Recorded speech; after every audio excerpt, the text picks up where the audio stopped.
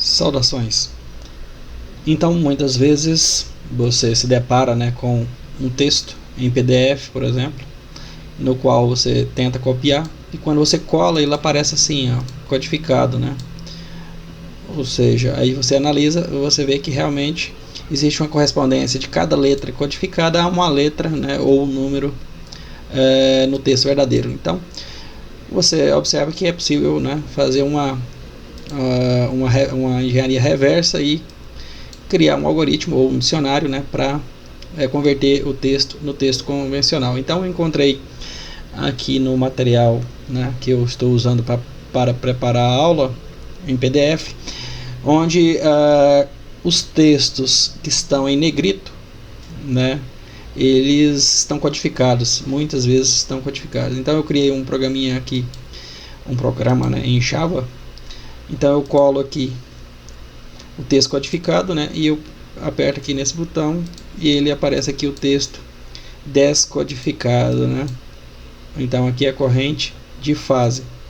Aqui faltou aqui um espaço, mas de qualquer forma ele decodifica, os textos que estão codificados. Então aí ele já copia para a memória o texto, que estava codificado. É só colar aqui, que ele já foi copiado para a memória automaticamente lá no programa em Java.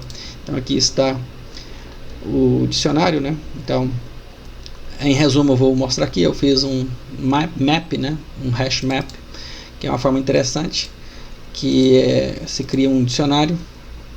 Então o dicionário aqui, o primeiro argumento é um string e o segundo argumento aqui do hash map é um outro string. Então o tradutor traduz de string para string, Então aqui eu crio o dicionário. Então o J maiúsculo equivale ao G minúsculo, o H maiúsculo equivale ao E minúsculo.